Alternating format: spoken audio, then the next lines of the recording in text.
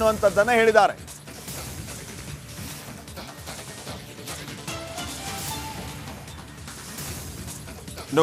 ಜೀವ ಆತ್ಮಹತ್ಯೆ ಪ್ರಕರಣದ ವಿಚಾರಕ್ಕೆ ಸಂಬಂಧಪಟ್ಟಂತೆ ಒಂದು ಅಪ್ಡೇಟ್ ಬರ್ತಾ ಇದೆ.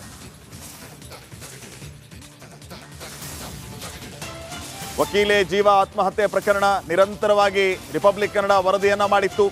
ತನಿಖೆಯ ಬಗ್ಗೆ ಪ್ರಶ್ನೆ ಮಾಡಿತ್ತು ರಿಪಬ್ಲಿಕ್ ಕನ್ನಡ. ನಮ್ಮ ಸುದ್ದಿಯ ಬೆನ್ನಲ್ಲೇ SIT ತನಿಖಾ ತಂಡವನ್ನ ರಚನೆ ಮಾಡಿರೋದು. ಇದು ರಿಪಬ್ಲಿಕ್ ಕನ್ನಡದ ಇಂಪ್ಯಾಕ್ಟ್ ಸ್ಟೋರಿ. ಜೀವ ಆತ್ಮಹತ್ಯೆ ಪ್ರಕರಣದ ವಿಚಾರಕ್ಕೆ ಸಂಬಂಧಪಟ್ಟಂತೆ ವಿಶೇಷ ತನಿಖಾ ತಂಡ ರಚನೆ ಆಗಿರೋದು. ಹೈಕೋರ್ಟ್ನಿಂದ SIT ರಚನೆಗೆ ಈಗ ಆದೇಶವನ್ನ ಹೊರಡಿಸಲಾಗಿದೆ. ವಿಶೇಷ ತನಿಖಾ ತಂಡ ರಚನೆ ಆಗಬೇಕು ಅಂತ ಹೈಕೋರ್ಟ್ ಈಗ ಆದೇಶವನ್ನ ಹೊರಡಿಸಿದೆ. ಜೀವ ಆತ್ಮಹತ್ಯೆ ಪ್ರಕರಣದ ವಿಚಾರಕ್ಕೆ ಸಂಬಂಧಪಟ್ಟಂತೆ ನಿರಂತರವಾಗಿ ವರದಿಯನ್ನ ಮಾಡಿದ್ದು ನಿಮ್ಮ ರಿಪಬ್ಲಿಕ್ ಕನ್ನಡ. ತನಿಖೆಯ ಬಗ್ಗೆ ಪ್ರಶ್ನೆ ಮಾಡಿದ್ದು ನಿಮ್ಮ ರಿಪಬ್ಲಿಕ್ ಕನ್ನಡ. ರಿಪಬ್ಲಿಕ್ ಕನ್ನಡದಲ್ಲಿ ವರದಿ ನಿರಂತರವಾಗಿ ಪ್ರಸಾರವಾಗ್ತಾ ಇದ್ದಂತೆ ಇದು ರಿಪಬ್ಲಿಕ್ ಕನ್ನಡದ ಇಂಪ್ಯಾಕ್ಟ್ ಅನ್ನುವಂತೆ ಈಗ SIT ರಚನೆ ಆಗ್ತಾ ಇದೆ. ಹೈಕೋರ್ಟ್ ಈ ಬಗ್ಗೆ ಆದೇಶವನ್ನ ಹೊರಡಿಸಿರೋದು. SIT ರಚನೆಗೆ ಆದೇಶವನ್ನ ಹೊರಡಿಸಿದೆ. ವಿಶೇಷ ತನಿಖಾ ತಂಡ ಈಗ ವಕೀಲೆ ಜೀವ ಆತ್ಮಹತ್ಯೆ ಪ್ರಕರಣದ ತನಿಖೆಯನ್ನ ನಡೆಸಲಿಕ್ಕಿದೆ. ಇದು ರಿಪಬ್ಲಿಕ್ ಕನ್ನಡ ಬಿಗ್ ಇಂಪ್ಯಾಕ್ಟ್.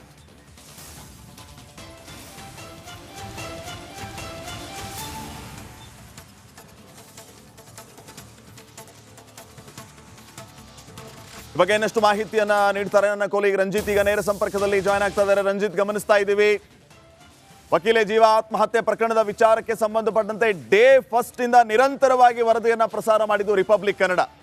ಅದರ ಫಲಶ್ರುತಿ ಎನ್ನುವಂತೆ ಈಗ SIT ರಚನೆ ಆಗ್ತಾ ಇದೆ. ಏನ್ ನಿರೀಕ್ಷೆ ಮಾಡಬಹುದು ನಾವು SIT ಇಂದ? ನೋಡಿ ಶ್ರೀಪಾದ್ ಪಾಟೀಲ್, ಬೋವಿ ಅಭಿವೃದ್ಧಿ ನಿಗಮದಲ್ಲಿ ಅಕ್ರಮ ಆಗಿದೆ ಅಂತೇಳಿ ಜೀವ ಅವರನ್ನ ತನಿಖೆಗೆ ಕರೆದುಕೊಂಡು ಬಂದು ಅವರ ಮೇಲೆ ಹ್ಯಾರಾಸ್ಮೆಂಟ್ ಮಾಡಿದ್ದಾರೆ, ಅವ್ರ ಜೊತೆಲಿ ಅನುಚಿತವಾಗಿ ವರ್ತಿಸಿದ್ದಾರೆ. ಈ ಎಲ್ಲ ಕಾರಣಗಳಿಗೋಸ್ಕರ ಅವರು ಆತ್ಮಹತ್ಯೆ ಮಾಡಿಕೊಂಡ್ರು ಅನ್ನೋದು ಏನಿತ್ತು, ಅನುಮಾನಾಸ್ಪದ ಸಾವು ವಿಚಾರ ಏನಿತ್ತು, ಡೇ ಒನ್ನಿಂದ ಇಲ್ಲಿವರೆಗೂ ಕೂಡ ರಿಪಬ್ಲಿಕ್ ಕನ್ನಡ ಈ ಕುರಿತಾಗಿ ನಿರಂತರವಾಗಿ ಸುದ್ದಿಯನ್ನು ಪ್ರಸಾರ ಮಾಡಿ ಆದ ನಂತರ ಈಗ ಸ್ಪೆಷಲ್ ಇನ್ವೆಸ್ಟಿಗೇಷನ್ ಟೀಮ್ ಇದರ ತನಿಖೆಯನ್ನು ಮಾಡಬೇಕು ಅಂತೇಳಿ ಹೈಕೋರ್ಟೇ ಹೇಳಿದೆ. ಆ ಮೂಲಕ ಸತ್ಯಾಂಶ ಏನು ಅನ್ನೋದರ ಬಗ್ಗೆ ಈಗ ತಿಳಿದು ಬರಬೇಕಾಗಿದೆ. ಮುಂದಿನ ಹಂತದಲ್ಲಿ ಸದ್ಯ ನಾವು ವರದಿಯನ್ನು ಪ್ರಸಾರ ಮಾಡಿದ್ವಿ. ನಾವು ವರದಿ ಪ್ರಸಾರ ಮಾಡಿ ಆದ ನಂತರ ಇದರ ಅಂದರೆ ಈ ಬೋವಿ ಅಭಿವೃದ್ಧಿ ನಿಗಮದಲ್ಲಿ ಜೀವ ಅವರನ್ನು ಠಾಣೆಗೆ ಕರೆಸಿ ತನಿಖೆ ಮಾಡಿದಂಥ ತನಿಖಾಧಿಕಾರಿಯನ್ನು ಕೂಡ ಪರಿಶೀಲನೆಗೆ ಅಥವಾ ವಿಚಾರಣೆಗೆ ಒಳಪಡಿಸಲಾಗಿತ್ತು. ಆಗಲೂ ಕೂಡ ಕೆಲವು ಅನುಮಾನಾದಂಥ ವಿಚಾರಗಳು ಕೂಡ ಇಲ್ಲಿ ತನಿಖೆ ವೇಳೆ ತಿಳಿದು ಬಂದಿತ್ತು.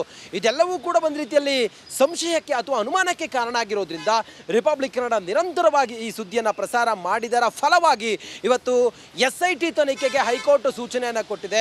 ಆ ಮೂಲಕ ಈ ಪ್ರಕರಣದಲ್ಲಿ ಜೀವ ಅವರ ಆತ್ಮಹತ್ಯೆ ಏನಾಗಿದೆ ಅವರಿಗೆ ನ್ಯಾಯ ಕೊಡಿಸೋ ದೃಷ್ಟಿಯಿಂದ ರಿಪಬ್ಲಿಕ್ ಕನ್ನಡ ನಿರಂತರವಾಗಿ ವರದಿಯನ್ನು ಪ್ರಸಾರ ಮಾಡಿ ಈಗ ಸ್ಪೆಷಲ್ ಇನ್ವೆಸ್ಟಿಗೇಷನ್ ಟೀಮ್ ಈ ಕುರಿತಾಗಿ ತನಿಖೆಯನ್ನು ಮಾಡುತ್ತೆ. ಅಸಲಿ ಸತ್ಯ ಏನು ಅನ್ನೋದು ತನಿಖೆಯಲ್ಲಿ ಅವರಿಗೆ ಅಥವಾ ಅವರನ್ನು ಬೋವಿ ನಿಗಮದ ಅಭಿವೃದ್ಧಿ ಅಕ್ರಮದಲ್ಲಿ ಭಾಗಿಯಾಗಿದ್ರು ಅನ್ನೋ ಕಾರಣಕ್ಕೋಸ್ಕರ ತನಿಖೆಗೆ ಕರೆಸಿ ಅವರ ಮೇಲೆ ಏನಾದರೂ ಬೇರೆ ರೀತಿಯಾಗಿ ಒತ್ತಡ ಹಾಕುವಂಥ ಪ್ರಯತ್ನವನ್ನು ಮಾಡಿದ್ರ, ಇದೆಲ್ಲವೂ ಕೂಡ ಈಗ ತನಿಖೆಯಿಂದಷ್ಟೇ ತಿಳಿದು ಬರಬೇಕಾಗಿದೆ. ಸದ್ಯಕ್ಕೆ ಹೈಕೋರ್ಟೇ ಸೂಚನೆ ಕೊಟ್ಟಿರೋದ್ರಿಂದ ಬಹಳ ಸೂಕ್ಷ್ಮವಾದ ಪ್ರಕರಣ ಇದು. ಮತ್ತೆ ವಕೀಲ ಆತ್ಮಹತ್ಯೆ ಮಾಡ್ಕೊಂಡಿರೋದು ಅವರ ಸ್ನೇಹಿತೆ ಕೂಡ ಹೇಳ್ತಾ ಇದ್ರು ಇದು ಅನುಮಾನಕ್ಕೆ ಕಾರಣ ಆಗಿದೆ, ಪೊಲೀಸರ ನಡೆಯೇ ಈಗ ಅನುಮಾನಕ್ಕೆ ಕಾರಣ ಆಗಿದೆ ಅನ್ನೋದೆಲ್ಲ ಇತ್ತು. ಈ ಕಾರಣದಿಂದ ಸ್ಪೆಷಲ್ ಇನ್ವೆಸ್ಟಿಗೇಷನ್ ಟೀಮ್ ತನಿಖೆಯನ್ನ ಮಾಡಿದೆ. ಆದ್ರೆ ಒಂದೇ ನಿಮಿಷ ಅನ್ನುವಂಥದ್ದನ್ನ ಹೇಳಿದ್ದಾರೆ.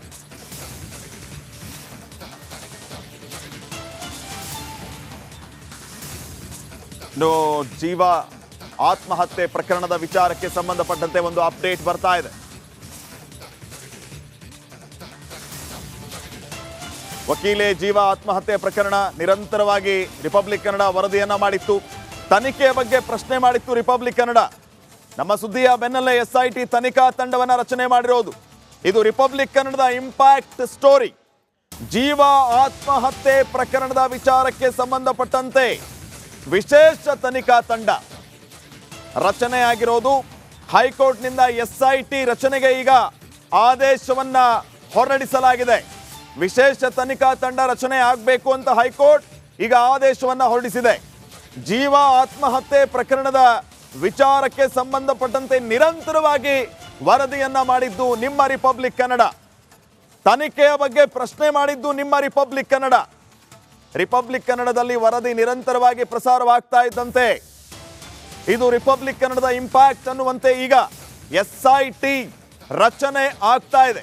ಹೈಕೋರ್ಟ್ ಈ ಬಗ್ಗೆ ಆದೇಶವನ್ನ ಹೊರಡಿಸಿರೋದು. SIT ರಚನೆಗೆ ಆದೇಶವನ್ನ ಹೊರಡಿಸಿದೆ.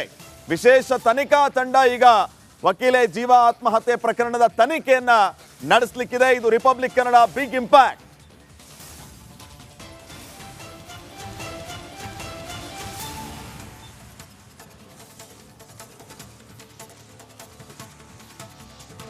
ಬಗ್ಗೆ ಇನ್ನಷ್ಟು ಮಾಹಿತಿಯನ್ನ ನೀಡ್ತಾರೆ ನನ್ನ ಕೊಲೀಗ್ ರಂಜಿತ್. ಈಗ ನೇರ ಸಂಪರ್ಕದಲ್ಲಿ ಜಾಯ್ನ್ ಆಗ್ತಾ ಇದ್ದಾರೆ. ರಂಜಿತ್, ಗಮನಿಸ್ತಾ ಇದ್ದೀವಿ ವಕೀಲೆ ಜೀವಾ ಆತ್ಮಹತ್ಯೆ ಪ್ರಕರಣದ ವಿಚಾರಕ್ಕೆ ಸಂಬಂಧಪಟ್ಟಂತೆ ಡೇ ಫಸ್ಟ್ ಇಂದ ನಿರಂತರವಾಗಿ ವರದಿಯನ್ನ ಪ್ರಸಾರ ಮಾಡಿದ್ದು ರಿಪಬ್ಲಿಕ್ ಕನ್ನಡ.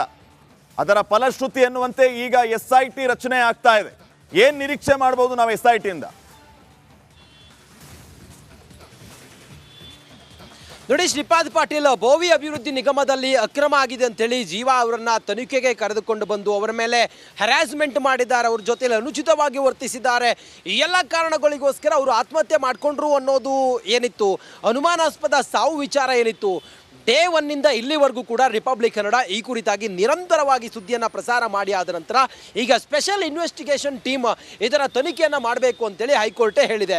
ಆ ಮೂಲಕ ಸತ್ಯಾಂಶ ಏನು ಅನ್ನೋದರ ಬಗ್ಗೆ ಈಗ ತಿಳಿದು ಬರಬೇಕಾಗಿದೆ. ಮುಂದಿನ ಹಂತದಲ್ಲಿ ಸದ್ಯ ನಾವು ವರದಿಯನ್ನು ಪ್ರಸಾರ ಮಾಡಿದ್ವಿ. ನಾವು ವರದಿ ಪ್ರಸಾರ ಮಾಡಿ ಆದ ನಂತರ ಇದರ ಅಂದರೆ ಈ ಬೋವಿ ಅಭಿವೃದ್ಧಿ ನಿಗಮದಲ್ಲಿ ಜೀವಾ ಅವರನ್ನು ಠಾಣೆಗೆ ಕರೆಸಿ ತನಿಖೆ ಮಾಡಿದಂಥ ತನಿಖಾಧಿಕಾರಿಯನ್ನು ಕೂಡ ಪರಿಶೀಲನೆಗೆ ಅಥವಾ ವಿಚಾರಣೆಗೆ ಒಳಪಡಿಸಲಾಗಿತ್ತು.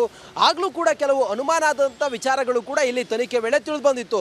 ಇದೆಲ್ಲವೂ ಕೂಡ ಒಂದು ರೀತಿಯಲ್ಲಿ ಸಂಶಯಕ್ಕೆ ಅಥವಾ ಅನುಮಾನಕ್ಕೆ ಕಾರಣ ಆಗಿರೋದ್ರಿಂದ ರಿಪಬ್ಲಿಕ್ ಕನ್ನಡ ನಿರಂತರವಾಗಿ ಈ ಸುದ್ದಿಯನ್ನು ಪ್ರಸಾರ ಮಾಡಿದರ ಫಲವಾಗಿ ಇವತ್ತು SIT ತನಿಖೆಗೆ ಹೈಕೋರ್ಟ್ ಸೂಚನೆಯನ್ನು ಕೊಟ್ಟಿದೆ.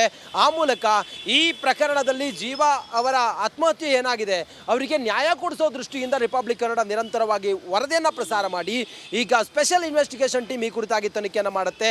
ಅಸಲಿ ಸತ್ಯ ಏನು ಅನ್ನೋದು ತನಿಖೆಯಲ್ಲಿ ಅವರಿಗೆ ಅಥವಾ ಅವರನ್ನು ಬೋವಿ ನಿಗಮದ ಅಭಿವೃದ್ಧಿ ಅಕ್ರಮದಲ್ಲಿ ಭಾಗಿಯಾಗಿದ್ರು ಅನ್ನೋ ಕಾರಣಕ್ಕೋಸ್ಕರ ತನಿಖೆಗೆ ಕರೆಸಿ ಅವರ ಮೇಲೆ ಏನಾದರೂ ಬೇರೆ ರೀತಿಯಾಗಿ ಒತ್ತಡ ಹಾಕುವಂಥ ಪ್ರಯತ್ನವನ್ನು ಮಾಡಿದ್ರ, ಇದೆಲ್ಲವೂ ಕೂಡ ಈಗ ತನಿಖೆಯಿಂದಷ್ಟೇ ತಿಳಿದು ಬರಬೇಕಾಗಿದೆ. ಸದ್ಯಕ್ಕೆ ಹೈಕೋರ್ಟೇ ಸೂಚನೆ ಕೊಟ್ಟಿರೋದ್ರಿಂದ ಬಹಳ ಸೂಕ್ಷ್ಮವಾದ ಪ್ರಕರಣ ಇದು. ಮತ್ತೆ ವಕೀಲ ಆತ್ಮಹತ್ಯೆ ಮಾಡ್ಕೊಂಡಿರೋದು ಅವರ ಸ್ನೇಹಿತೆ ಕೂಡ ಹೇಳ್ತಾ ಇದ್ರು ಇದು ಅನುಮಾನಕ್ಕೆ ಕಾರಣ ಆಗಿದೆ, ಪೊಲೀಸರ ನಡೆಯೇ ಈಗ ಅನುಮಾನಕ್ಕೆ ಕಾರಣ ಆಗಿದೆ ಅನ್ನೋದೆಲ್ಲ ಇತ್ತು. ಈ ಕಾರಣದಿಂದ ಸ್ಪೆಷಲ್ ಇನ್ವೆಸ್ಟಿಗೇಷನ್ ಟೀಮ್ ತನಿಖೆಯನ್ನ ಮಾಡಿದೆ. ಆದ್ರೆ ಒಂದೇ ನಿಮಿಷ ಅನ್ನುವಂಥದ್ದನ್ನ ಹೇಳಿದ್ದಾರೆ.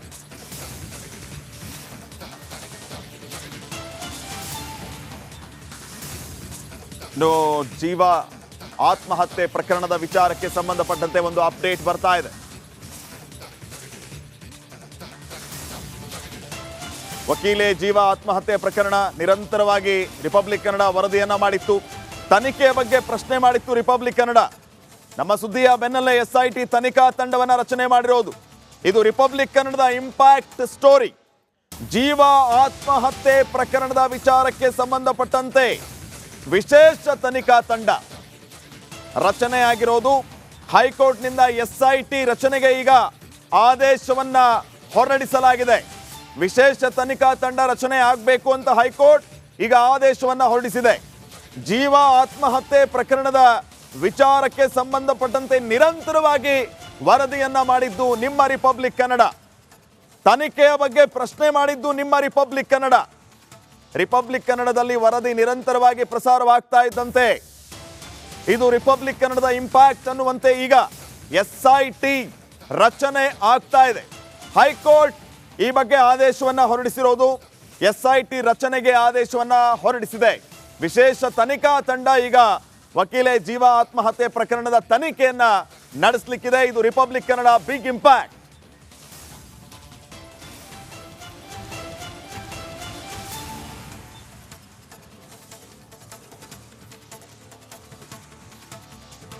ಬಗ್ಗೆ ಇನ್ನಷ್ಟು ಮಾಹಿತಿಯನ್ನ ನೀಡ್ತಾರೆ ನನ್ನ ಕೊಲೀಗ್ ರಂಜಿತ್. ಈಗ ನೇರ ಸಂಪರ್ಕದಲ್ಲಿ ಜಾಯ್ನ್ ಆಗ್ತಾ ಇದ್ದಾರೆ. ರಂಜಿತ್, ಗಮನಿಸ್ತಾ ಇದ್ದೀವಿ ವಕೀಲೆ ಜೀವಾ ಆತ್ಮಹತ್ಯೆ ಪ್ರಕರಣದ ವಿಚಾರಕ್ಕೆ ಸಂಬಂಧಪಟ್ಟಂತೆ ಡೇ ಫಸ್ಟ್ ಇಂದ ನಿರಂತರವಾಗಿ ವರದಿಯನ್ನ ಪ್ರಸಾರ ಮಾಡಿದ್ದು ರಿಪಬ್ಲಿಕ್ ಕನ್ನಡ. ಅದರ ಫಲಶ್ರುತಿ ಎನ್ನುವಂತೆ ಈಗ SIT ರಚನೆ ಆಗ್ತಾ ಇದೆ. ಏನ್ ನಿರೀಕ್ಷೆ ಮಾಡಬಹುದು ನಾವು SIT ಇಂದ?